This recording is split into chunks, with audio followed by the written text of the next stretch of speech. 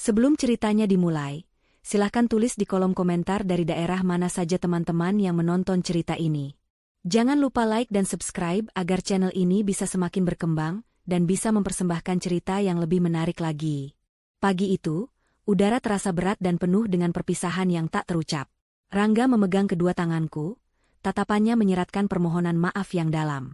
Perutku yang membuncit sempurna, rumah bagi calon anak pertama kami, menjadi pusat perhatian di antara kami. Usia kehamilanku sudah memasuki bulan ke-9, hari-hari penantian yang seharusnya terasa mendebarkan kini bercampur dengan sedikit kecemasan karena kepergiannya. Aku janji, sayang, ini tidak akan lama.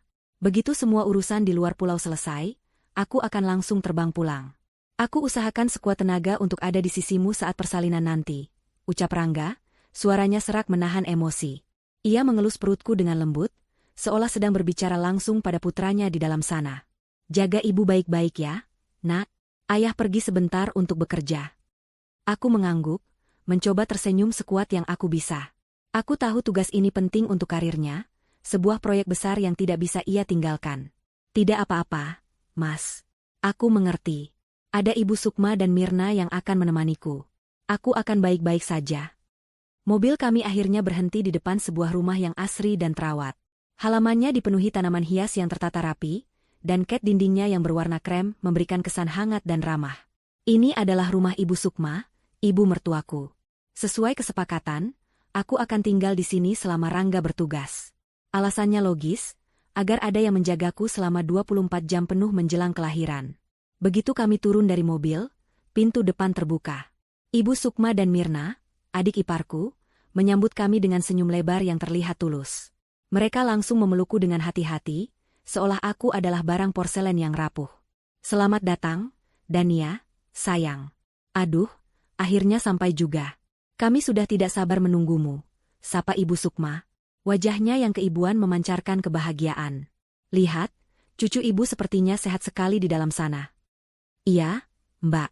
Kamarnya sudah siap. Aku sendiri yang mendekorasinya, timpal Mirna dengan riang. Ia segera mengambil alih tas jinjingku, tidak membiarkanku membawa beban sedikit pun. Rangga terlihat sedikit lebih tenang melihat sambutan hangat keluarganya. Setelah membantu menurunkan koperku dan berbincang sejenak, waktu perpisahan yang sesungguhnya pun tiba. Ia kembali memelukku erat, mencium keningku lama, seolah ingin meninggalkan kekuatannya di sana. Aku titip Dania dan calon cucu ibu, ya, pesannya pada Ibu Sukma. Tentu saja, Rangga. Kamu tidak perlu khawatir sedikit pun. Mereka adalah tanggung jawab ibu sekarang. Fokus saja pada pekerjaanmu, jawab Ibu Sukma dengan nada meyakinkan. Aku menatap mobil Rangga yang perlahan menjauh, meninggalkan jejak debu di jalanan komplek yang sepi. Ada rasa hampa yang menyusup, namun kehangatan yang diberikan oleh ibu mertua dan adik iparku dengan cepat mengisi kekosongan itu. Mereka menuntunku masuk ke dalam rumah. Seperti yang Mirna katakan, kamarku sudah disiapkan dengan sempurna. Sprei baru, wangi bunga sedap malam dari vas di sudut ruangan, dan semua perlengkapan bayi yang sudah tertata rapi di lemari kecil. Semuanya terasa begitu penuh perhatian. Hari pertama terasa seperti mimpi. Aku benar-benar diperlakukan seperti seorang ratu. Ibu Sukma memasak semua makanan kesukaanku, hidangan-hidangan sehat yang katanya baik untuk janin. Ia bahkan membuatkan jamu dan ramuan herbal yang resepnya turun-temurun, memastikan aku mendapatkan nutrisi terbaik. Mirna tidak kalah perhatian. Ia membantuku berjalan-jalan santai di taman belakang, memijat kakiku yang mulai bengkak, dan menemaniku mengobrol berjam-jam agar aku tidak merasa kesepian. Mbak Dania harus banyak istirahat. Jangan pikirkan apa-apa. Serahkan saja semuanya pada kami, kata Mirna sambil menyuapkan potongan buah apel ke mulutku sore itu. Aku merasa sangat terharu dan bersyukur. Di tengah kesedihanku karena jauh dari Rangga, aku mendapatkan keluarga kedua yang begitu luar biasa. Aku menceritakan semua perlakuan baik mereka pada Rangga saat ia menelepon malam harinya. Suara suamiku terdengar lega di seberang sana. Syukurlah kalau begitu. Aku jadi tenang meninggalkanmu. Ibuku memang orang yang paling baik, katanya. Malam itu, setelah makan malam, Ibu Sukma datang ke kamarku membawa secangkir teh hangat yang mengeluarkan aroma rempah yang menenangkan. Ini teh khusus, Dania, untuk membuat tidurmu lebih nyenyak dan bayinya juga tenang di dalam. Resep dari nenek ibu, jelasnya sambil meletakkan cangkir itu di meja samping tempat tidurku. Terima kasih banyak, Bu. Ibu dan Mirna baik sekali, aku jadi merepotkan, ucapku tulus. Sama sekali tidak. Menjaga menantu dan cucu adalah kebahagiaan bagi ibu. Sudah, lekas diminum selagi hangat, lalu istirahatlah, katanya sambil tersenyum, lalu mengelus kepalaku sebelum meninggalkan kamar. Aku meminum teh itu perlahan. Rasanya sedikit aneh di lidah. Ada pahit yang tertinggal di antara rasa manis gula batu, tapi aroma rempahnya memang membuat tubuhku terasa rileks. Aku merebahkan diri di ranjang yang empuk, merasakan kantuk yang datang begitu cepat. Aku mengelus perutku, membisikkan ucapan selamat malam pada calon buah hatiku. Biasanya, ia akan merespons dengan tendangan-tendangan kecil yang aktif, seolah ikut menjawab sapaanku. Namun malam ini, setelah aku meminum teh itu, responsnya terasa berbeda. Aku menunggunya bergerak, menepuk-nepuk perutku pelan untuk memancingnya. Ada gerakan, tetapi sangat lemah, seperti sebuah geliatan malas yang hampir tak terasa. Aku mencoba berpikir positif. Mungkin ia hanya sedang tidur sangat nyenyak, karena efek teh penenang yang baru saja kuminum. Aku pun memejamkan mata, membiarkan tubuhku yang lelah terlelap dalam tidur yang dalam, menepis perasaan ganjil yang mulai menyelinap tipis di sudut hatiku. Pagi menjelang dengan sinar matahari yang menerobos masuk melalui celah gorden. Aku terbangun dengan perasaan sedikit pening, sisa dari tidur yang terlalu lelap semalam. Hal pertama yang kulakukan, seperti biasa, adalah menyapa bayiku. Aku meletakkan kedua tangan di atas perutku, menunggu sapaan paginya yang biasa berupa serangkaian gerakan aktif. Namun, yang kurasakan hanyalah keheningan. Perutku terasa tenang, terlalu tenang. Kepanikan mulai merayap di dadaku. Aku mencoba mengubah posisi tidur, miring ke kiri lalu ke kanan, sebuah trik yang biasanya berhasil membuatnya bergerak. Setelah beberapa menit yang terasa seperti selamanya, akhirnya aku merasakan sebuah tendangan kecil. Hanya satu, dan terasa begitu lemah. Aku menghela napas, mencoba meyakinkan diri bahwa semuanya baik-baik saja. Saat sarapan, aku menceritakan kegelisahanku pada Ibu Sukma. Bu, sepertinya semalam bayinya tidak seaktif biasanya. Apa mungkin karena teh herbal itu? Tanyaku dengan hati-hati, tidak ingin menyinggung perasaannya. Ibu Sukma tertawa kecil, tawa renyah yang terdengar menenangkan. Justru itu tandanya teh ibu manjur. Sayang, artinya bayinya tenang, tidak stres di dalam perut. Itu bagus sekali untuk pertumbuhannya. Kamu tidak perlu khawatir, jawabnya sambil meletakkan semangkuk bubur sumsum di hadapanku. Penjelasannya terdengar masuk akal, dan aku pun kembali merasa tenang. Namun, ketenangan itu tidak bertahan lama. Selama 4 hari berikutnya, pola yang sama terus berulang. Setiap malam aku diberi teh herbal, dan setiap pagi aku terbangun dengan perasaan cemas karena gerakan bayiku yang semakin berkurang. Perhatian dari Ibu Sukma dan Mirna yang pada awalnya terasa menenangkan, kini mulai berubah menjadi sesuatu yang lain. Sesuatu yang terasa mengekang. Hari itu, aku merasa bosan hanya berdiam diri di dalam rumah. Aku ingin berjalan-jalan sebentar di sekitar komplek untuk menghirup udara segar. Saat aku mengutarakan niatku, raut wajah Ibu Sukma langsung berubah. Jangan, Dania. Di luar itu tidak baik untuk ibu hamil tua sepertimu. Banyak debu, banyak orang. Pamali, kata orang tua dulu. Nanti kalau ada apa-apa bagaimana? Larangnya dengan nada lembut, namun tatapan matanya menunjukkan bahwa itu adalah sebuah keputusan final yang tidak bisa diganggu-gugat. Aku mencoba berargumen bahwa dokter justru menyarankanku untuk tetap aktif berjalan kaki. Tapi Ibu Sukma dengan tegas menolaknya. Dokter tidak tahu tradisi. Ibu lebih tahu apa yang terbaik untuk cucu ibu, katanya. Aku terdiam, tak bisa membantah lagi. Sejak saat itu, aku tidak diizinkan lagi untuk melangkah keluar dari pagar rumah. Keanehan tidak berhenti di situ. Ponselku, satu-satunya penghubungku dengan dunia luar dan terutama dengan Rangga, tiba-tiba rusak. Siang itu, Mirna sedang membantuku mengambil minum. Ia tersandung kakinya sendiri dan gelas yang dibawanya tumpah. Airnya mengguyur ponselku yang tergeletak di atas meja. Semuanya terjadi begitu cepat. Mirna panik dan meminta maaf berkali-kali dengan wajah penuh penyesalan. Aku mencoba menenangkannya, mengatakan bahwa itu hanya kecelakaan. Tapi di dalam hati, aku merasa sangat terpukul. Ponsel itu mati total dan tidak bisa dinyalakan kembali. Nanti kita pinjam ponsel ibu saja kalau mau telepon Mas Rangga. Mbak, maafkan aku ya, ucap Mirna dengan mata berkaca-kaca. Aku terpaksa mengiyakan. Tapi setiap kali aku ingin menelepon Rangga menggunakan ponsel Ibu Sukma, selalu ada alasan. Entah baterainya habis, pulsanya tidak ada, atau sinyalnya sedang jelek. Aku merasa semakin terisolasi. Aku seperti berada di dalam sebuah sangkar emas yang indah. Diberi makan, dirawat, dimanjakan, Tetapi semua kebebasanku direnggut satu persatu. Kontrol mereka juga merambah ke hal-hal yang paling pribadi. Aku tidak lagi diizinkan menyiapkan makananku sendiri, bahkan sekadar membuat segelas susu. Setiap kali aku melangkah ke dapur, Ibu Sukma atau Mirna akan segera menghampiriku. "Biar kami saja. Kamu duduk manis saja, Ratu," kata mereka. Awalnya aku merasa tersanjung, kini aku merasa diawasi. Setiap pagi, setelah meminum teh herbal sisa semalam, aku mulai memperhatikan ada sesuatu yang aneh di dasar cangkir. Serbuk halus berwarna kehitaman yang tidak larut, mengendap seperti lumpur. Aku mencoba bertanya pada Mirna, tapi ia hanya menjawab itu adalah bagian dari ramuan rempahnya.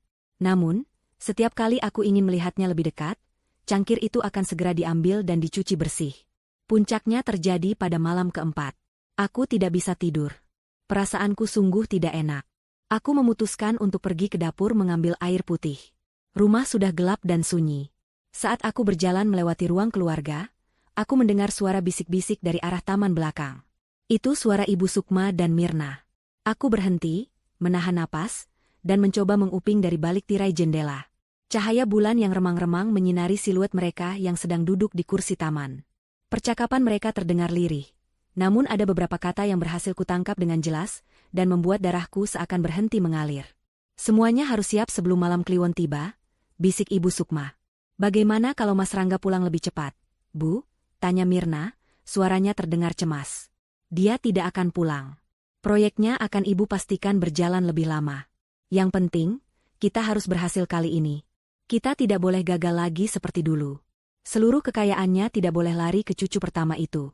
Semuanya harus kembali kepada kita," jawab Ibu Sukma dengan nada dingin dan penuh keyakinan. Jantungku berdebar begitu kencang hingga terasa sakit. Gagal lagi seperti dulu? Cucu pertama? Kekayaan? Apa maksud semua ini? Badanku gemetar hebat. Manisnya perlakuan mereka selama ini terasa seperti racun yang mematikan. Aku segera berbalik badan dan mengendap-endap kembali ke kamar, mengunci pintu dari dalam. Aku duduk di tepi ranjang, memeluk perutku erat-erat. Rasa takut yang luar biasa mencekiku. Aku tidak sedang dirawat. Aku sedang dijebak. Malam itu aku tidak tidur sama sekali.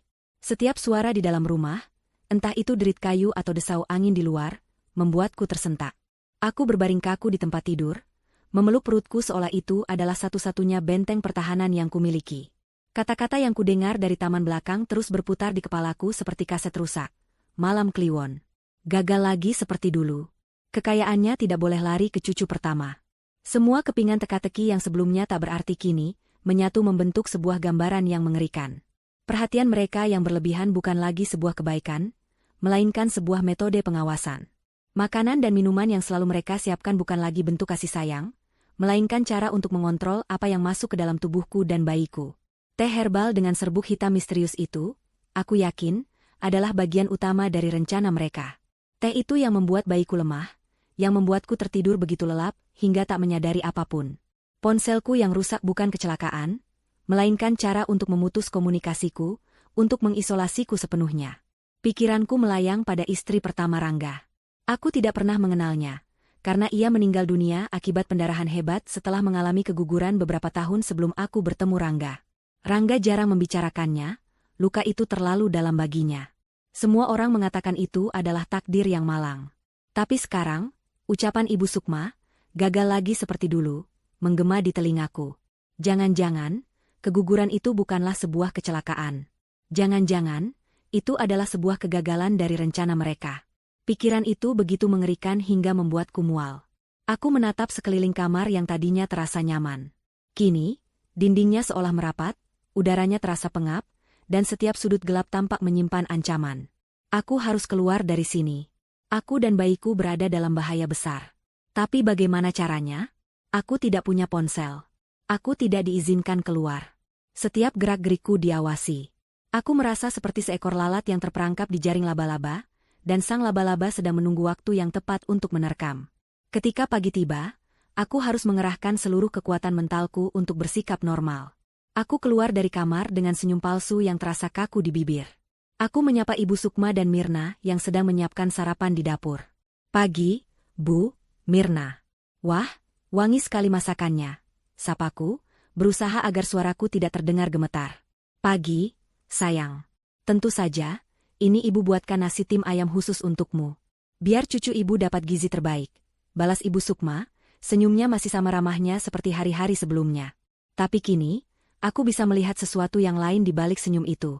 Sesuatu yang dingin dan penuh perhitungan. Aku duduk di meja makan dan memaksa diriku untuk menelan nasi tim itu. Setiap suap terasa seperti pasir di mulutku. Aku takut makanan itu sudah dicampur sesuatu. Tapi aku harus memakannya. Aku tidak boleh menimbulkan kecurigaan. Aku harus menunggu kesempatan, sekecil apapun, untuk melarikan diri atau setidaknya meminta bantuan. Kesempatan itu datang tanpa kuduga pada sore harinya. Saat itu, kami sedang duduk di ruang keluarga. Tiba-tiba telepon rumah berdering. Ibu Sukma mengangkatnya, dan dari ekspresi wajahnya yang berubah serius, aku tahu itu adalah panggilan penting. Ia berbicara dengan suara pelan, menyebut-nyebut soal investasi dan transfer uang. Sementara itu, Mirna yang sedang asyik menonton televisi tiba-tiba berteriak. Astaga, Bu, sinetron kesukaanku sudah mulai. Aku nonton di kamar saja ya, biar tidak terganggu. Serunya sambil berlari kecil menuju kamarnya. Dalam sekejap, aku sendirian di ruang keluarga. Ibu Sukma masih sibuk dengan teleponnya di ruang sebelah, dan Mirna sudah menghilang di kamarnya. Inilah kesempatanku. Jantungku berdebar kencang. Dengan gerakan sepelan mungkin, aku bangkit dari sofa dan berjalan menuju pintu depan. Aku tidak berani membukanya, terlalu berisiko. Pikiranku langsung tertuju pada teras samping yang terhubung dengan pagar pembatas ke rumah sebelah. Rumah tetangga yang selama ini hanya kulihat dari jauh. Aku melangkah ke teras samping, bersembunyi di balik pot-pot tanaman besar. Dari sini, aku bisa melihat seorang ibu-ibu parubaya sedang menyiram tanaman di halaman rumahnya. Wajahnya terlihat teduh, namun sorot matanya tajam. Ia seperti merasakan kehadiranku, karena tiba-tiba ia menoleh dan pandangan kami bertemu. Aku membeku di tempat. Wanita itu, yang kemudian ku ketahui bernama Ibu Ambar, tidak menunjukkan ekspresi terkejut. Ia hanya menatapku lekat-lekat selama beberapa detik. Lalu, dengan gerakan yang hampir tak terlihat, ia meletakkan selang airnya dan berjalan mendekati pagar bambu yang menjadi pembatas antara rumah kami. Ia memberi isyarat dengan tangannya, memintaku untuk mendekat. Keraguan sempat melandaku. Bagaimana jika ia sama saja dengan Ibu Sukma? Tapi sorot matanya menyeratkan sesuatu yang lain, sebuah kekhawatiran yang tulus. Aku memberanikan diri, melangkah pelan mendekati pagar. Ada apa? Bisikku, suaraku nyaris tak terdengar. Ibu Ambar menempelkan telunjuk di bibirnya, menyuruhku diam. Ia menoleh sekilas ke arah rumahku, memastikan tidak ada yang melihat. Lalu, ia menatapku lagi, matanya menyeratkan urgensi yang membuat bulu kuduku berdiri. Jangan tinggal di sini, bisiknya dengan suara rendah dan cepat. Rumah ini tidak aman untukmu dan bayimu. Dengar, aku tidak bisa menjelaskan banyak sekarang. Tapi malam ini, kamu harus keluar dari rumah ini. Menginaplah di rumahku, akan kutunjukkan sesuatu dari rumahku. Aku terpaku mendengar kata-katanya. Bagaimana ia bisa tahu? Perasaan takutku kini bercampur dengan secercah harapan. Bagaimana caranya? Tanyaku gemetar. Pintu belakang rumahku tidak akan kukunci. Tunggu sampai mereka semua tidur, lalu keluarlah lewat pintu belakang rumahmu dan langsung kemari. Jangan membawa apa-apa, jangan menimbulkan suara, instruksinya begitu jelas dan tegas. Tepat saat itu, aku mendengar suara Ibu Sukma menyelesaikan panggilannya. Aku panik. Ibu Ambar sepertinya juga mendengarnya. Dengan gerakan secepat kilat, ia menyelipkan secari kertas kecil yang sudah terlipat melalui celah pagar bambu ke dalam tanganku. Ini untukmu. Percayalah padaku. Keselamatanmu taruhannya, bisiknya untuk terakhir kali, sebelum ia berbalik badan dan kembali berpura-pura menyiram tanamannya seolah tidak ada apapun yang terjadi. Aku segera menyembunyikan kertas itu di dalam saku dasterku dan bergegas kembali ke ruang keluarga. Duduk di sofa tepat beberapa detik sebelum Ibu Sukma masuk. Jantungku serasa mau copot. Setelah keadaan aman, aku masuk ke kamar mandi dan membuka lipatan kertas itu dengan tangan gemetar. Isinya bukan tulisan. Isinya hanyalah sebuah gambar. Sebuah simbol aneh, seperti spiral dengan 3 titik di tengahnya. Mataku terbelalak. Simbol itu, aku pernah melihatnya. Saat aku sedang membersihkan kamar di hari kedua, aku tidak sengaja melihat simbol yang persis sama terukir samar menggunakan kapur di bawah kolong tempat tidurku. Kembali ke dalam kamar, aku mengunci pintu dengan dalih ingin tidur siang. Kenyataannya, pikiranku sedang berperang hebat. Kertas berisi simbol dari Ibu Ambar ku genggam erat hingga lecek. Simbol yang sama dengan yang ada di bawah tempat tidurku. Ini bukan lagi kebetulan. Ibu Ambar tahu sesuatu. Ia tahu apa yang sedang terjadi di rumah ini. Pertanyaannya sekarang, bisakah aku mempercayainya? Sebagian diriku berteriak untuk mengambil risiko itu. Firasatku sejak awal, gerakan bayiku yang melemah, percakapan di taman belakang, dan kini peringatan dari Ibu Ambar, semuanya menunjuk pada satu kesimpulan, aku harus lari. Namun, sebagian diriku yang lain dipenuhi ketakutan. Bagaimana jika ini adalah jebakan? Bagaimana jika Ibu Ambar adalah bagian dari rencana mereka, yang dirancang untuk memancingku keluar karena suatu alasan tertentu? Aku sendirian, hamil tua, dan tidak berdaya. Satu langkah yang salah bisa berakibat fatal bagi diriku dan terutama bagi bayiku. Aku berbaring di tempat tidur, mencoba menenangkan debaran jantungku yang menggila. Aku memikirkan Rangga. Apa yang akan ia lakukan jika berada di posisiku?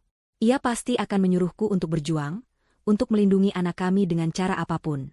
Wajahnya yang penuh cinta terbayang di benakku, memberiku kekuatan. Aku tidak bisa hanya diam dan pasrah menunggu takdir buruk menimpaku di malam Kliwon nanti. Aku harus bertindak. Aku harus mempercayai Ibu Ambar. Itu adalah satu-satunya kesempatanku. Keputusan sudah dibuat. Kini aku harus merencanakan pelarianku dengan sangat hati-hati. Aku melihat jam di dinding. Masih ada beberapa jam sebelum malam tiba. Aku mulai menyusun rencana dalam kepalaku. Sesuai pesan Ibu Ambar, aku tidak boleh membawa banyak barang. Tapi aku tidak mungkin pergi dengan tangan kosong. Aku membuka lemari, mengambil sebuah tas kain kecil. Dengan gerakan sepelan mungkin agar tidak menimbulkan suara, aku memasukkan dompetku, beberapa helai pakaian bayi yang paling penting, dan buku kesehatan ibu dan anak. Benda-benda itu adalah identitasku dan bukti kehamilanku. Aku juga menyembunyikan sebotol air mineral di dalam tas. Aku tidak tahu apa yang akan terjadi selanjutnya, aku harus bersiap untuk kemungkinan terburuk. Setelah semua siap, tas itu kusembunyikan di bawah tempat tidur, di tempat yang mudah kujangkau. Waktu berjalan begitu lambat, setiap detiknya terasa menyiksa. Saat makan malam, aku kembali harus memasang topeng. Aku makan dengan pelan, memuji masakan Ibu Sukma, bahkan tertawa kecil saat Mirna menceritakan lelucon garing. Aku harus terlihat normal, tenang, dan tidak mencurigakan. Di dalam, perutku melilit bukan hanya karena makanan yang kutelan, tetapi juga karena ketegangan yang luar biasa. Malam itu, seperti biasa, Ibu Sukma masuk ke kamarku membawa secangkir teh herbal. Kali ini, aku sudah siap. Saat ia menyerahkan cangkir itu, aku berpura-pura tersedak batuk. Uhuk maaf, Bu. Tenggorokanku tiba-tiba gatal, kataku. Saat ia berbalik badan untuk mengambilkanku air putih, dengan cepat aku membuang sebagian besar isi teh itu ke dalam pot tanaman hias di sudut kamar. Aku hanya menyisakan sedikit di dasar cangkir. Ketika ia kembali, aku meminum sisa teh itu di hadapannya hingga habis. Terima kasih, Bu, ucapku. Sama-sama. Lekaslah tidur, katanya sambil mengambil cangkir kosong itu dan pergi. Aku harus tetap terjaga malam ini. Aku tidak boleh terpengaruh oleh obat tidur apapun yang mungkin ada di dalam teh itu. Aku merebahkan diri di tempat tidur, tapi mataku terbuka lebar menatap langit-langit yang gelap. Aku menunggu. Menunggu rumah ini senyap. 1 jam berlalu. Aku masih bisa mendengar suara televisi dari ruang keluarga. Lalu, aku mendengar suara Mirna mengucapkan selamat malam, disusul suara langkah kakinya menuju kamar. Setengah jam kemudian, suara televisi dimatikan. Aku mendengar langkah kaki Ibu Sukma, suara pintu kamarnya ditutup, dan terakhir, suara kunci diputar. Hening. Tapi aku belum berani bergerak. Aku menunggu 1 jam lagi, memastikan mereka benar-benar sudah terlelap. Jantungku berdentum-dentum di rongga dada, bunyinya terdengar begitu keras di telingaku sendiri. Inilah saatnya. Dengan gerakan yang terasa kaku, aku turun dari tempat tidur. Aku meraih tas kain dari bawah ranjang dan menyampirkannya di bahu. Aku tidak memakai alas kaki agar tidak menimbulkan suara. Perlahan, aku memutar kenop pintu kamarku. Bunyi, klik, pelan yang dihasilkannya terdengar seperti ledakan di tengah kesunyian. Aku menahan napas, menunggu, tapi tidak ada suara apapun dari luar. Aman. Aku melangkah keluar kamar. Ruang tengah yang gelap terasa begitu asing dan menyeramkan. Cahaya bulan yang masuk dari jendela menciptakan bayangan-bayangan aneh yang tampak seperti monster. Aku harus melewati ruang tengah ini untuk sampai ke dapur, tempat pintu belakang berada. Setiap langkah kuambil dengan sangat hati-hati, berjinjit di atas lantai keramik yang dingin. Papan lantai di dekat dapur berderit pelan saat kuinjak. Aku langsung membeku, seluruh tubuhku menegang. Aku menunggu beberapa detik yang terasa seperti 1 jam. Hening. Aku melanjutkan perjalananku. Akhirnya, aku sampai di pintu belakang. Tanganku gemetar hebat saat mencoba membuka kuncinya. Kunci slot yang karatan mengeluarkan bunyi decitan yang memilukan. Aku kembali berhenti, berdoa dalam hati agar tidak ada yang terbangun. Setelah berhasil membukanya, aku menarik pintu itu dengan sangat pelan. Udara malam yang dingin langsung menerpa wajahku, membangunkanku dari mimpi buruk di dalam rumah. Aku berhasil keluar. Kini, aku harus berlari secepat yang aku bisa menuju rumah Ibu Ambar. Halaman belakang terasa gelap dan menyeramkan. Aku berjalan cepat, tertatih-tatih karena bebanku yang berat. Rumah Ibu Ambar hanya berjarak beberapa meter. Aku bisa melihat pintu belakang rumahnya sedikit terbuka, secercah cahaya hangat dari dalam sana tampak seperti sebuah suar penyelamat. Aku hampir sampai. Tinggal beberapa langkah lagi. Perasaan lega mulai menjalari diriku. Tepat saat tanganku akan meraih gagang pintu rumah Ibu Ambar, sebuah suara dari dalam rumah mertuaku menghentikan langkahku dan membuat darahku membeku. Suara itu bukan teriakan atau panggilan. Suara itu adalah sebuah lantunan. Kidung dalam bahasa Jawa kuno yang dinyanyikan dengan nada rendah, ritmis, dan monoton. Suara itu sakral, namun di saat yang bersamaan terdengar begitu jahat dan menyeramkan. Mereka sudah memulai ritualnya. Lantunan kidung itu seolah menjadi rantai tak kasat mata yang menarikku, membekukanku di tempat. Suara itu merayap di kulitku, dingin dan jahat. Pintu di hadapanku terbuka sedikit lebih lebar. Sosok Ibu Ambar muncul, wajahnya tegang. Tanpa sepatah kata pun, ia meraih lenganku dan menarikku masuk ke dalam kehangatan rumahnya yang remang-remang, lalu menutup pintu di belakang kami dengan sangat pelan namun rapat, meredam suara kidung mengerikan itu. Cepat, ke atas. Kamu harus melihatnya sendiri agar kamu percaya, bisik Ibu Ambar. Suaranya terdengar mendesak, dipenuhi campuran antara kasihan dan kemarahan yang tertahan. Ia menuntunku menaiki tangga kayu menuju lantai 2. Setiap langkah terasa berat, seolah kakiku terbuat dari timah. Aku tidak tahu apa yang akan ia tunjukkan, tapi suara lantunan dari rumah sebelah sudah cukup untuk memberitahuku bahwa ini bukanlah sesuatu yang baik. Jantungku yang tadinya berdebar kencang kini terasa seperti sebongkah batu berat di dalam dadaku. Kami tiba di sebuah kamar yang gelap. Satu-satunya sumber cahaya adalah sinar bulan yang menyusup melalui jendela besar yang menghadap langsung ke rumah Ibu Sukma. Posisi kamar ini sempurna. Dari sini, aku bisa melihat dengan jelas langsung ke dalam ruang tengah rumah mertuaku, tempat di mana lampu tidak dimatikan sepenuhnya. Ibu Ambar menunjuk ke arah jendela itu. Lihatlah, katanya pelan. Dengan napas tertahan, aku melangkah mendekati jendela. Aku mengintip dari balik tirai tipis. Dan apa yang kulihat selanjutnya membuat duniaku runtuh. Ruang tengah itu telah disulap menjadi altar pemujaan. Lantainya ditutupi kain hitam. Lilin-lilin berwarna merah menyala di setiap sudut. Apinya menari-nari liar, menciptakan bayangan-bayangan panjang dan mengerikan di dinding. Asap dupa yang tebal dan berbau aneh, campuran antara kemenyan dan wangi bunga yang memuakan, mengepul di udara. Di tengah ruangan, Ibu Sukma dan Mirna duduk bersila. Mereka mengenakan pakaian serba hitam, wajah mereka yang biasanya ramah kini terlihat asing dan menakutkan, dirasuki oleh sebuah konsentrasi yang fanatik. Mereka adalah sumber dari lantunan kidung yang kudengar tadi. Suara mereka menyatu, menggumamkan mantra-mantra dalam bahasa yang tidak kumengerti. Namun, bukan mereka yang membuat tubuhku lemas, melainkan benda-benda yang ada di hadapan mereka. Di tengah-tengah mereka, diletakkan sebuah nampan besar. Di atas nampan itu, ada foto pernikahanku dengan Rangga. Di sampingnya, beberapa helai pakaian bayi yang kusiapkan, dan yang paling mengerikan dari semuanya, ada sebuah boneka jerami. Boneka itu dibentuk menyerupai seorang wanita hamil, dengan perut yang dibuncitkan besar. Di bagian kepala boneka itu, diikat segumpal rambut. Aku mengenalinya dengan segera. Itu adalah rambutku, yang rontok dan selalu kukumpulkan dari sisir setiap pagi, yang dengan polosnya kuberikan pada Mirna saat ia bilang ingin membuangnya untukku. Seluruh aliran darah di tubuhku seakan berhenti. Napasku tercekat di tenggorokan. Mereka tidak sedang berdoa untukku. Mereka sedang melakukan ritual untukku, atau lebih tepatnya, untuk mencelakaiku. Aku melihat Ibu Sukma mengangkat kedua tangannya, dan Mirna menyerahkan sebuah benda berkilauan kepadanya. Sebuah keris kecil dengan gagang berukir. Kidung mereka mencapai puncaknya. Suara mereka menjadi lebih keras, lebih tajam, penuh dengan niat jahat yang terasa hingga ke tulang sumsumku. Lalu, dengan mata terpejam dan senyum mengerikan tersungging di bibirnya, Ibu Sukma mengangkat keris kecil itu tinggi-tinggi. Ia mengarahkannya tepat ke perut buncit boneka jerami yang merepresentasikan diriku dan bayiku. Tidak. Bisikku tanpa suara. Dan ia pun menusukkannya. Lagi, dan lagi, dan lagi. Ia menusuk perut boneka itu dengan gerakan buas dan penuh kebencian. Setiap tusukan yang ia daratkan ke boneka jerami itu, terasa seperti tusukan nyata yang menghantam perutku. Rasa sakit yang tajam dan imajiner menjalari seluruh tubuhku. Kekuatanku hilang dalam sekejap. Kakiku tak lagi mampu menopang berat badanku. Pandanganku mulai kabur, dan suara kidung itu terdengar menjauh. Dunia di sekelilingku berputar hebat.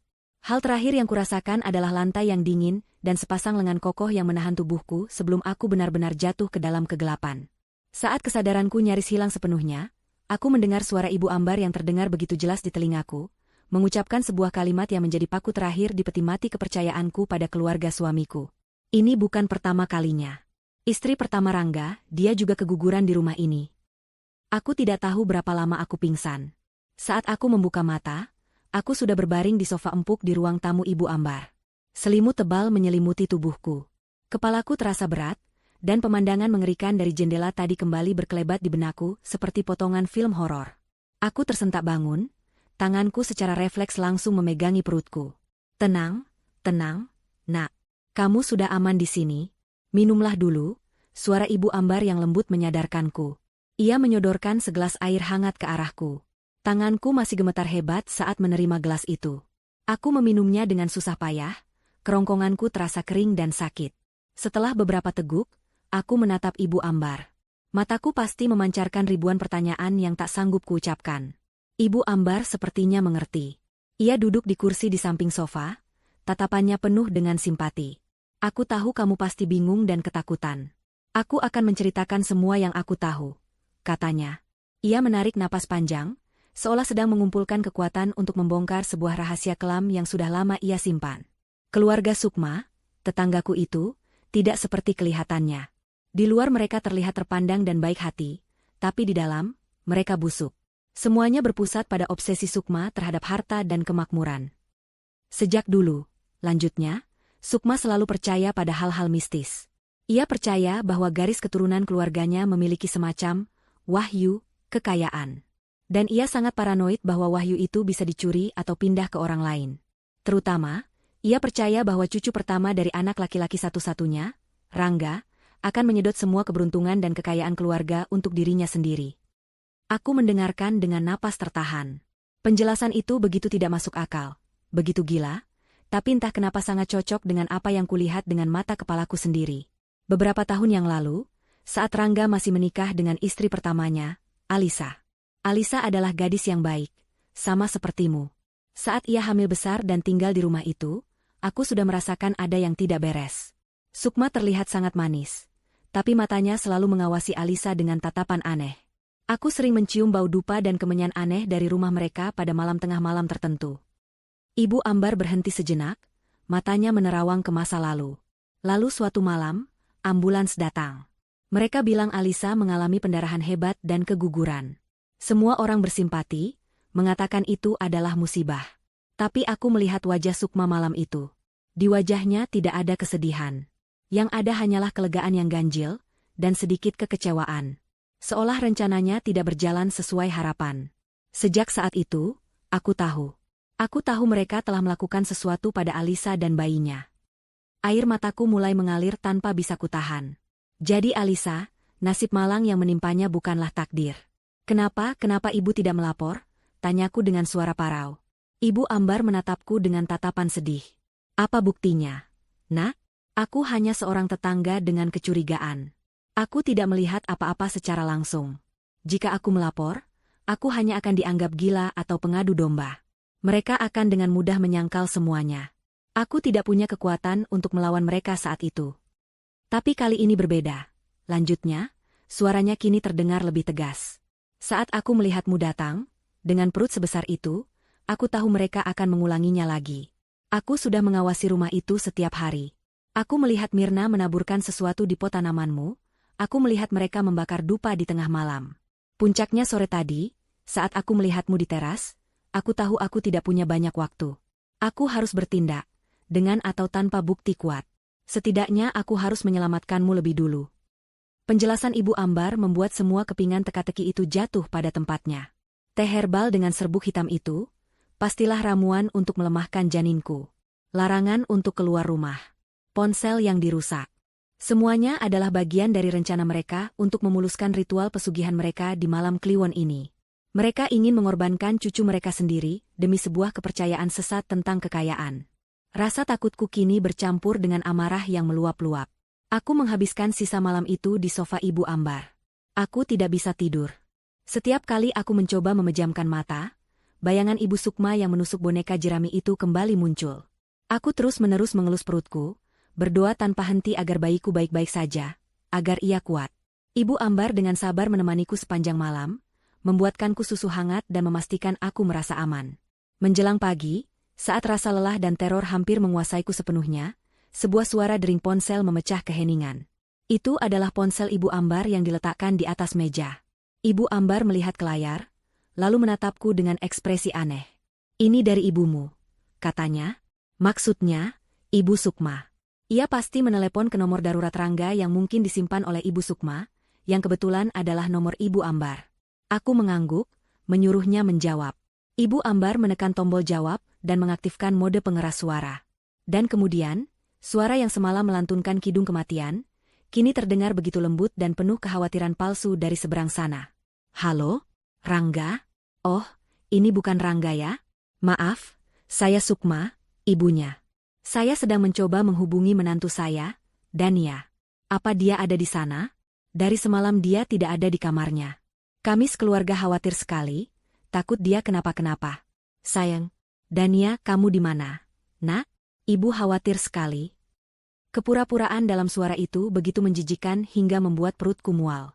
Wanita iblis itu kini sedang memainkan perannya sebagai ibu mertua yang cemas.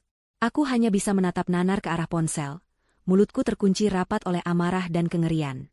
Suara Ibu Sukma yang penuh kepalsuan itu menggema di ruangan yang sunyi, bahkan setelah Ibu Ambar mematikan teleponnya. Untuk sesaat, aku hanya bisa duduk membeku, cengkeramanku pada selimut mengencang. Rasa takut yang sejak semalam melumpuhkanku perlahan surut, digantikan oleh sesuatu yang lain. Sesuatu yang panas, membara, dan memberikan kekuatan. Amarah. Amarah pada wanita yang tega merencanakan kejahatan pada cucunya sendiri. Amarah pada kelicikan mereka yang bersembunyi di balik topeng kebaikan. Amarah karena mereka telah merenggut ketenangan hari-hari terakhir kehamilanku dan mengubahnya menjadi neraka. Amarah karena mereka mungkin telah melakukan hal yang sama pada Alisa, wanita malang yang tidak pernah punya kesempatan untuk membela diri. Aku tidak akan menjadi seperti Alisa. Aku tidak akan membiarkan mereka menang. Aku akan berjuang. Demi diriku, demi Rangga, dan yang terpenting, demi bayi yang sedang kutunggu kelahirannya. Aku menatap Ibu Ambar, dan ia seolah bisa melihat perubahan di dalam diriku. Tatapan mata kami bertemu, dan tanpa perlu berkata-kata, kami mencapai pemahaman yang sama. Tidak ada jalan untuk lari dan bersembunyi. Ini harus dihentikan, di sini, dan sekarang juga. Aku harus menelepon polisi, kataku. Suaraku yang keluar tidak lagi gemetar, melainkan dingin dan mantap. Tekadku sudah bulat. Ibu Ambar mengangguk setuju. Itu keputusan yang tepat, Nak. Tapi kita harus melakukannya dengan benar. Kita harus memikirkan apa yang akan kamu katakan. Mereka akan sulit percaya jika kamu hanya bercerita tentang ritual. Kami duduk bersama, merencanakan kata-kata yang akan kuucapkan. Ibu Ambar, dengan pengalamannya yang lebih luas, memberiku nasihat yang sangat berharga. Ia menyuruhku untuk fokus pada fakta-fakta kriminal yang bisa dicerna oleh logika polisi. Penyebutan ritual dan pesugihan bisa menjadi bumerang, membuatku terdengar tidak stabil secara emosional. Katakan pada mereka bahwa kamu sedang hamil tua dan dititipkan di rumah mertuamu. Ibu Ambar memulai. Katakan bahwa selama di sana kamu merasa disekap, tidak diizinkan keluar. Katakan bahwa mereka memberimu minuman aneh setiap malam yang membuatmu dan janinmu lemah. Katakan bahwa kamu berhasil melarikan diri ke rumah tetangga, karena merasa nyawamu terancam. Aku akan menjadi saksimu. Aku menyerap setiap kata-katanya. Iya benar. Aku harus menyajikan fakta yang tak terbantahkan. Ritual mengerikan yang kulihat akan menjadi bukti dari niat jahat mereka, sebuah motif gila di balik percobaan kejahatan yang mereka lakukan. Dengan tangan yang kini terasa lebih stabil, aku mengambil ponsel Ibu Ambar. Aku menekan nomor darurat kepolisian. Jantungku kembali berdebar, bukan karena takut, melainkan karena adrenalin. Setelah beberapa kali nada sambung, sebuah suara operator yang tenang menjawab panggilan. "Selamat pagi, kepolisian resor, ada yang bisa kami bantu? Selamat pagi, Pak. Aku memulai, berusaha menjaga suaraku tetap tenang dan jelas. Nama saya Dania. Saya ingin melaporkan adanya tindak kejahatan. Saya sedang dalam bahaya. Operator di seberang sana langsung merespons dengan profesional. Ia menanyakan namaku, lokasiku, dan sifat ancaman yang kuhadapi. Aku menceritakan semuanya, poin per poin, persis seperti yang telah kurancangkan dengan Ibu Ambar. Aku menjelaskan statusku sebagai wanita hamil 9 bulan yang sedang dititipkan di rumah mertua, karena suamiku dinas di luar kota. Saya merasa disekap. Pak, saya tidak diizinkan keluar rumah. Selama 4 hari saya dipaksa meminum ramuan yang saya curigai mengandung obat yang berbahaya. Karena sejak meminumnya, gerakan janin saya sangat melemah. Jelasku. Tadi malam, saya berhasil melarikan diri ke rumah tetangga saya, Ibu Ambar. Dari rumahnya, saya melihat dengan mata kepala sendiri, ibu mertua saya, Ibu Sukma, dan adik ipar saya, Mirna, sedang melakukan sesuatu yang sangat mengancam keselamatan saya dan bayi saya. Sesuatu seperti apa, Bu? Tanya operator itu, nadanya mulai terdengar lebih serius. Mereka melakukan sebuah ritual menggunakan foto, pakaian, dan boneka yang dibuat menyerupai saya. Mereka berniat mencelakai saya dan janin saya. Saya mohon, Pak, tolong kirim patroli ke sini. Bukti-buktinya pasti masih ada di dalam rumah. Aku memohon, membiarkan sedikit urgensi masuk ke dalam suaraku. Tetangga saya, Ibu Ambar, bersedia menjadi saksi atas semua keanehan yang terjadi di rumah itu. Aku memberikan alamat lengkap rumah Ibu Sukma, dan juga alamat rumah Ibu Ambar tempatku berlindung. Operator itu mengatakan akan segera mengirimkan unit patroli terdekat untuk memeriksa laporan tersebut. Setelah panggilan berakhir, aku merasa sedikit lega, namun ketegangan yang sesungguhnya baru saja dimulai. Sekarang yang bisa kami lakukan hanyalah menunggu. Aku dan Ibu Ambar duduk di dekat jendela, mengintip ke arah jalanan dengan cemas. Bagaimana jika polisi datang terlambat? Bagaimana jika Ibu Sukma dan Mirna sudah membersihkan semuanya? Bagaimana jika polisi tidak mempercayaiku? Ribuan kemungkinan buruk berkelebat di kepalaku. Tanganku tak henti-hentinya mengelus perut, seolah sedang meyakinkan putraku bahwa semuanya akan baik-baik saja, bahwa pertolongan sedang dalam perjalanan.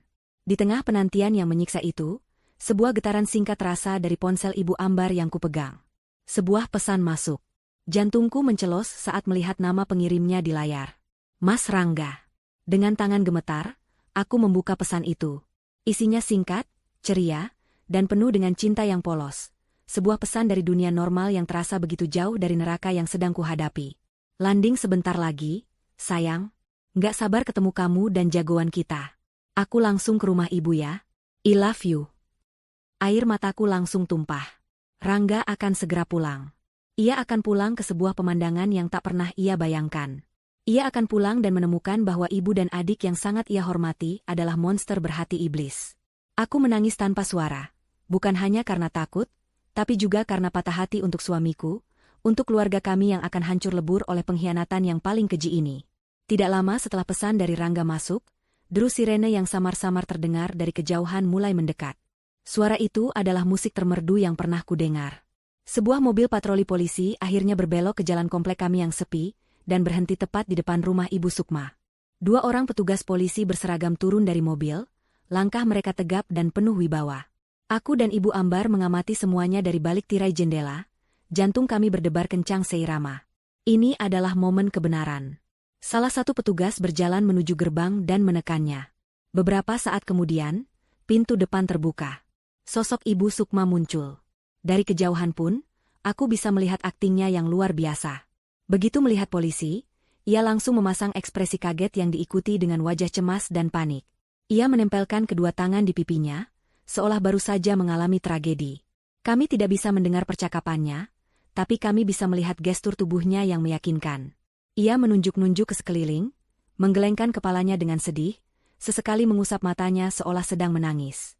Ia sedang memainkan perannya sebagai ibu mertua yang kebingungan dan patah hati, karena menantunya yang sedang hamil tua tiba-tiba menghilang. Mirna kemudian muncul di belakangnya, ikut memasang wajah sedih yang sama.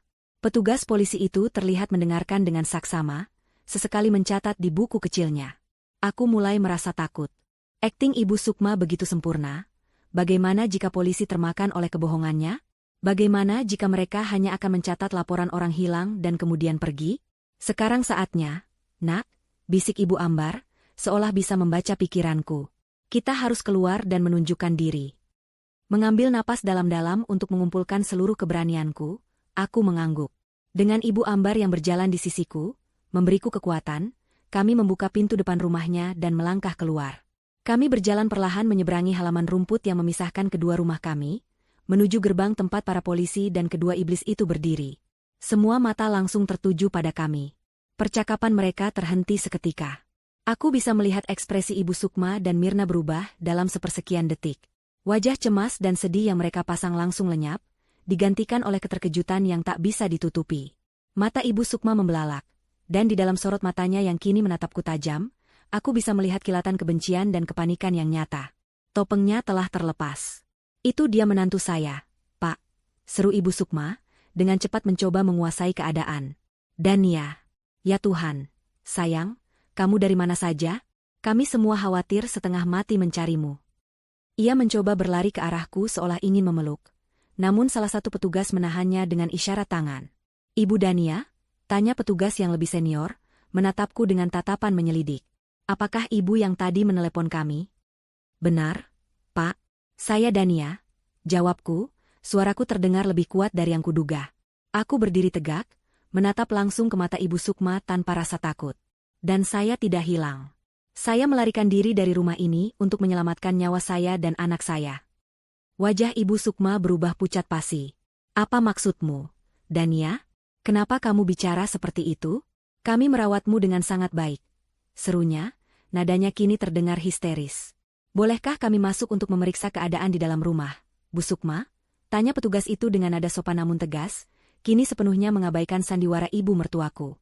Ibu Sukma tidak punya pilihan lain selain mempersilakan mereka masuk. Aku dan Ibu Ambar mengikuti dari belakang. Begitu melangkah masuk ke dalam rumah, aku bisa mencium sisa-sisa bau dupa yang coba mereka hilangkan dengan pengharum ruangan. Ruang tengah terlihat sudah dirapikan, namun aura dingin dan mencekam dari ritual semalam masih terasa pekat di udara. Ibu Dania, bisa tunjukkan pada kami di mana bukti-bukti yang Anda sebutkan di telepon tadi? Tanya petugas itu. Dengan jantung yang berdebar, aku menunjuk ke arah ruang tengah. Semalam, di ruangan ini, mereka melakukan ritual, Pak. Menggunakan foto saya, pakaian bayi, dan boneka. Itu tidak benar. Dia mengigau, Pak. Mungkin stres karena hamil, sanggah Mirna dengan cepat. Petugas polisi itu tidak menggubrisnya. Ia dan rekannya mulai memeriksa ruangan dengan teliti. Awalnya mereka tidak menemukan apa-apa. Aku mulai panik. Jangan-jangan mereka sudah membuang semuanya. Tapi kemudian, salah satu petugas melihat kejanggalan pada karpet tebal yang menutupi sebagian besar lantai. Ia berjongkok dan mengangkat ujung karpet itu. Dan di sanalah buktinya. Goresan-goresan kapur di atas lantai kayu, membentuk sebuah simbol spiral aneh yang belum sempat mereka hapus bersih. Simbol yang sama dengan yang ada di bawah tempat tidurku, dan di kertas dari Ibu Ambar. Bisa jelaskan ini apa, Bu Sukma? Tanya petugas itu dengan dingin. Ibu Sukma dan Mirna terdiam, wajah mereka kehabisan darah. Perhatian petugas itu kemudian tertuju pada sebuah lemari kayu antik di sudut ruangan. Tolong buka lemari ini, perintahnya. Itu hanya lemari biasa, isinya pajangan tua, jawab Ibu Sukma gemetar. Petugas itu tidak mempercayainya. Ia mencoba membukanya, tetapi terkunci. Tanpa ragu, ia memberi isyarat pada rekannya, dan bersama-sama mereka membongkar paksa pintu lemari itu. Pintu kayu itu terbuka dengan suara berderak yang keras. Isinya bukan pajangan. Isinya adalah semua perlengkapan ritual mereka. Boneka jerami dengan bekas tusukan di perutnya, keris kecil, sisa-sisa dupa, dan foto pernikahanku. Namun bukan itu yang menjadi penemuan terpenting. Di bagian paling bawah lemari, tersembunyi di balik kain hitam, ada sebuah kotak kayu kecil yang juga terkunci. Petugas itu mengambilnya dan membukanya dengan paksa menggunakan obeng dari mobilnya. Saat kotak itu terbuka, napasku tercekat. Di dalamnya, tersimpan sebuah foto seorang wanita yang tersenyum manis, Alisa. Di samping foto itu, ada sepasang sepatu bayi mungil yang sudah menguning karena waktu, dan segumpal rambut hitam yang diikat dengan benang merah. Itu adalah paku terakhir di peti mati mereka. Bukti tak terbantahkan bahwa kejahatan ini sudah pernah mereka rencanakan sebelumnya. Saat kotak kayu itu terbuka, keheningan yang mencekam menyelimuti ruang tengah. Semua mata tertuju pada isinya yang mengerikan. Foto Alisa yang tersenyum, sepasang sepatu bayi, dan gumpalan rambut itu bukan lagi sekadar benda. Mereka adalah nisan bisu dari sebuah kejahatan masa lalu, sebuah bukti fisik dari niat jahat yang telah bersemayam di rumah ini sejak lama. Udara terasa berat, seolah arwah Alisa sendiri hadir di ruangan itu, menuntut keadilan yang telah lama tertunda. Ibu Sukma mengeluarkan suara seperti erangan tertahan, suara binatang yang terluka dan terpojok. Wajahnya yang pucat kini berubah menjadi keabuan. Ia menatap isi kotak itu dengan mata terbelalak, seolah melihat hantu. Seluruh energi jahat dan kepercayaan dirinya yang angkuh luruh dalam sekejap, meninggalkannya sebagai sosok wanita tua yang rapuh dan kalah.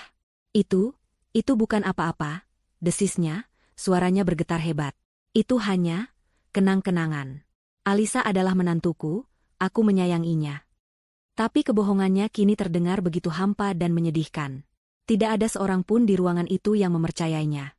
Mirna, di sisi lain, bereaksi dengan cara yang berbeda.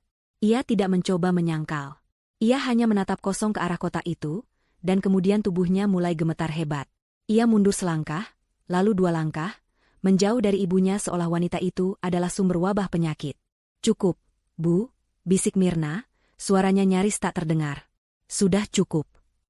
Petugas polisi yang senior itu dengan hati-hati menutup kembali kotak kayu itu. Ia menatap Ibu Sukma dan Mirna dengan tatapan dingin yang tak menyisakan ruang untuk belas kasihan. "Ibu Sukma dan Anda, Nona Mirna, Anda kami tahan untuk dimintai keterangan lebih lanjut atas dugaan percobaan pembunuhan berencana dan pengancaman," katanya dengan nada formal yang tegas. "Anda berhak untuk diam. Apapun yang Anda katakan bisa dan akan digunakan untuk melawan Anda di pengadilan." Kata-kata itu, kalimat standar yang sering terdengar di film-film, kini menjadi kenyataan yang menghantam mereka dengan kekuatan penuh. Rekan petugas itu mengeluarkan 2 pasang borgol.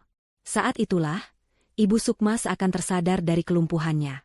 Sesuatu di dalam dirinya patah. Kewarasannya yang tipis terkoyak, dan monster yang selama ini bersembunyi di baliknya akhirnya keluar dengan kekuatan penuh. "Tidak. Kalian tidak bisa melakukan ini padaku," jeritnya melengking, suaranya memekakkan telinga. Ia tidak lagi mencoba berakting. Matanya memerah, menyala dengan kebencian murni yang kini ia arahkan sepenuhnya kepadaku. "Ini semua gara-gara kamu, perempuan sialan. Pembawa sial. Kamu datang ke keluarga kami untuk mencuri segalanya. Sama seperti perempuan sebelum kamu. Kalian semua sama saja, hanya menginginkan harta putraku." Ia meronta-ronta dengan buas saat petugas mencoba memborgol tangannya. Ia menendang, mencakar, dan memekikan kata-kata kutukan yang paling keji. Seluruh citra keibuannya yang agung dan terhormat hancur berkeping-keping, menampakkan wujud aslinya yang penuh iri, dengki, dan keserakahan. Aku mundur selangkah, memeluk perutku untuk melindungi bayiku dari energi negatif yang begitu pekat. Ibu Ambar berdiri di depanku, menjadi perisai. Di tengah kekacauan itu, sebuah mobil sedan berhenti dengan decitan ban yang keras di depan rumah. Pintu mobil terbuka dengan kasar. Sosok yang keluar dari mobil itu adalah Rangga. Wajahnya terlihat lelah karena perjalanan, namun ada senyum bahagia di bibirnya, senyum seorang calon ayah yang tidak sabar bertemu keluarganya. Senyum itu membekus ketika saat ia melihat pemandangan di depan matanya. Mobil polisi, 2 petugas yang sedang bergelut dengan ibunya yang menjerit-jerit, dan aku yang berdiri di teras dengan wajah basah oleh air mata, didampingi oleh tetangga kami. "Ada apa ini?" Suara Rangga terdengar bingung. Ia melangkah masuk, matanya bergerak liar, mencoba memahami situasi yang mustahil ini. "Dania? Ibu? Apa yang terjadi?" Saat melihat putranya, jeritan Ibu Sukma berubah menjadi tangisan yang dibuat-buat. "Rangga, anakku, tolong Ibu. Lihat apa yang perempuan ini lakukan pada kita. Dia memfitnah ibumu sendiri. Dia menuduh kita ingin mencelakainya." Raungnya, mencoba memainkan kartu terakhirnya sebagai seorang ibu yang teraniaya. Rangga menatapku, lalu pada ibunya, lalu kembali padaku. Di matanya, aku bisa melihat kebingungan dan rasa sakit yang luar biasa. Ia berjalan ke arahku. "Dania, jelaskan padaku. Ini semua pasti salah paham, kan?" tanyanya, suaranya bergetar, memohon agar aku mengatakan bahwa semua ini hanyalah mimpi buruk. Aku tidak sanggup berkata-kata. Aku hanya bisa menggelengkan kepala, air mataku kembali mengalir deras. Ibu Ambar yang akhirnya angkat bicara.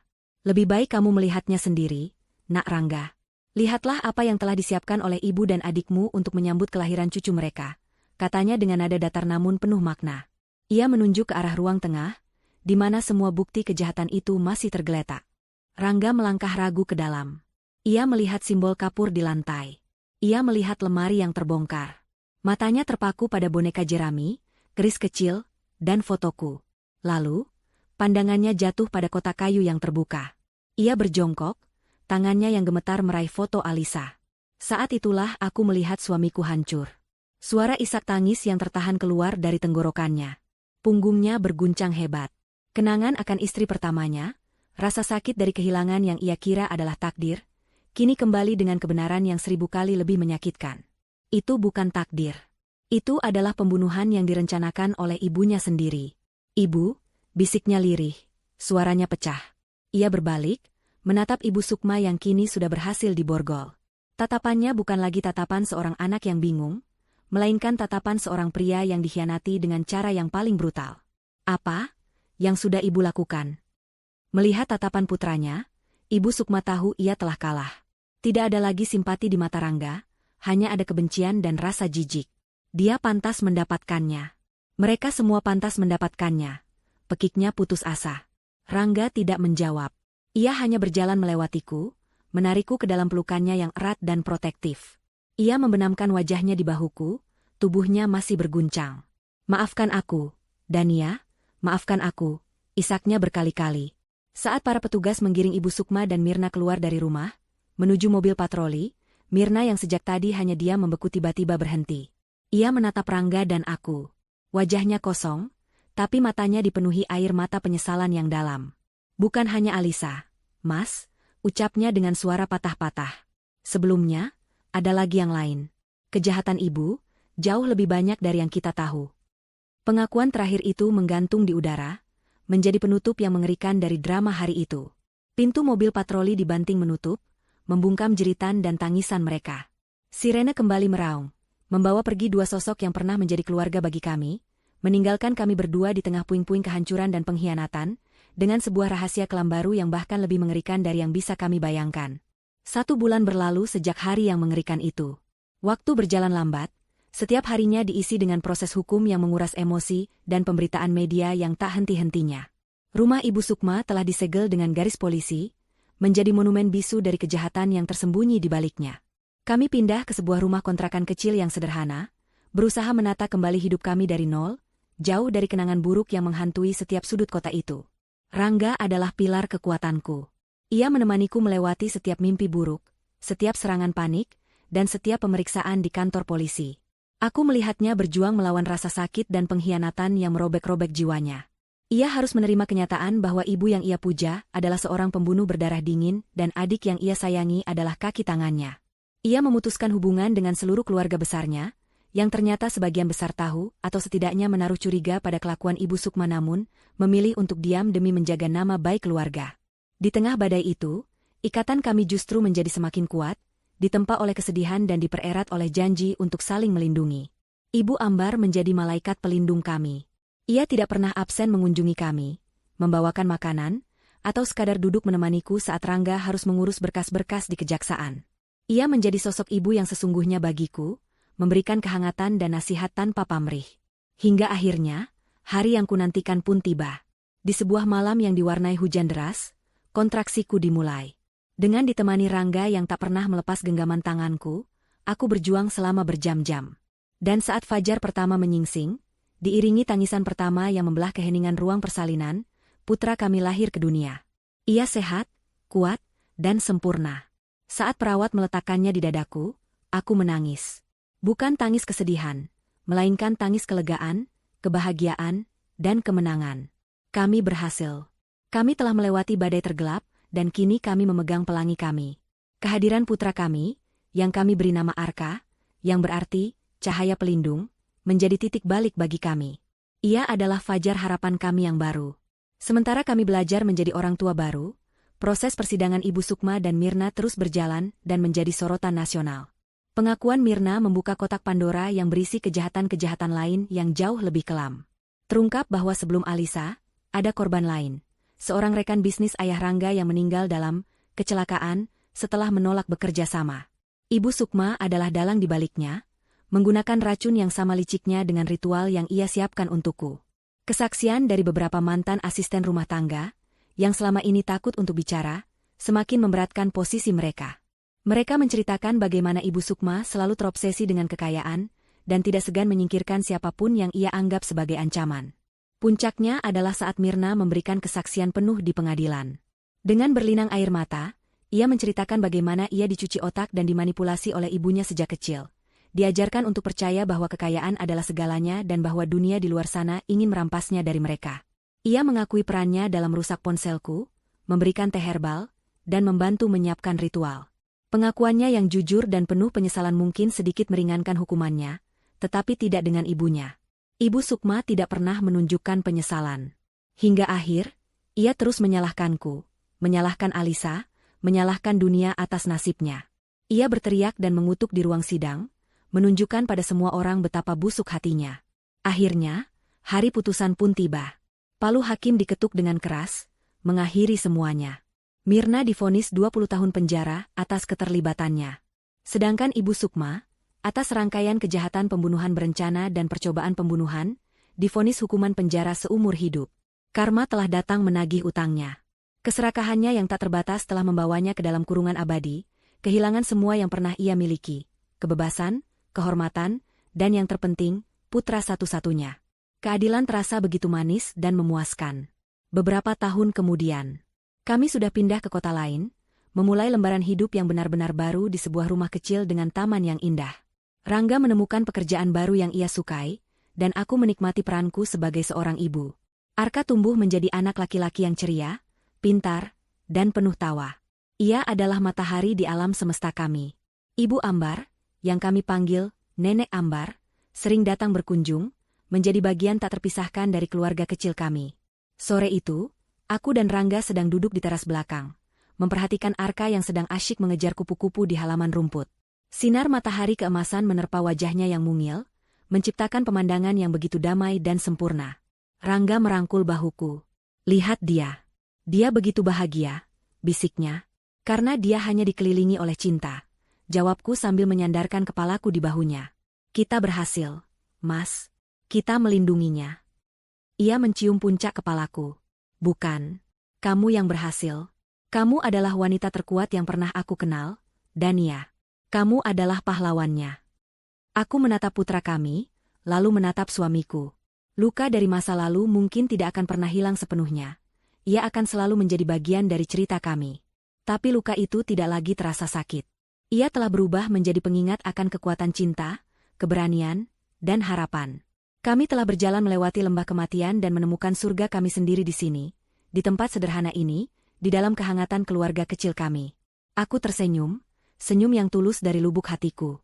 Fajar kami telah tiba, dan hari-hari di depan kami terbentang cerah dan penuh dengan cahaya. 10 tahun kemudian. Pagi di hari Minggu terasa hangat dan penuh dengan aroma manis dari kue coklat yang baru saja matang. Di taman belakang sebuah rumah yang asri, tawa riang seorang anak laki-laki memecah keheningan. Arka, dengan mata berbinar dan energi yang tak ada habisnya, sedang berlari-larian mengejar bola yang dilemparkan oleh ayahnya. Di usianya yang ke-10, ia tumbuh menjadi anak yang cerdas, percaya diri, dan penuh empati, sama sekali tidak menyadari betapa kelam badai yang pernah mengancam kehadirannya di dunia ini. Dania memperhatikan pemandangan itu dari teras, secangkir teh hangat di tangannya. Ia melihat Rangga, suaminya, yang kini memiliki beberapa uban di pelipisnya, tertawa lepas saat Arka berhasil merebut bola darinya. Tak jauh dari mereka, di bawah naungan pohon mangga yang rindang, duduklah Ibu Ambar. Wajahnya kini dihiasi lebih banyak kerutan, namun sorot matanya masih sama tajam dan penuh kasih. Ia adalah Nenek Ambar, bagi Arka, sosok yang selalu hadir di setiap perayaan ulang tahun dan kelulusan sekolah. Ia adalah keluarga. Sebuah senyum tulus terukir di bibir Dania. Pemandangan ini, kebahagiaan yang sederhana dan nyata ini, adalah kemenangannya. Terkadang, saat malam sunyi, bayangan masa lalu masih sesekali datang menyapa dalam mimpi. Namun, bayangan itu tidak lagi memiliki kekuatan untuk menyakitinya. Ia telah menjadi sebuah bekas luka, sebuah pengingat akan kekuatan yang tidak pernah ia tahu ia miliki. Rangga menghampirinya, meninggalkan Arka yang kini asyik berbincang dengan Nenek Ambar. Ia duduk di samping Dania dan merangkul bahunya. Sedang memikirkan apa? Tanya Rangga lembut. Dania menyandarkan kepalanya di bahu suaminya. Hanya bersyukur.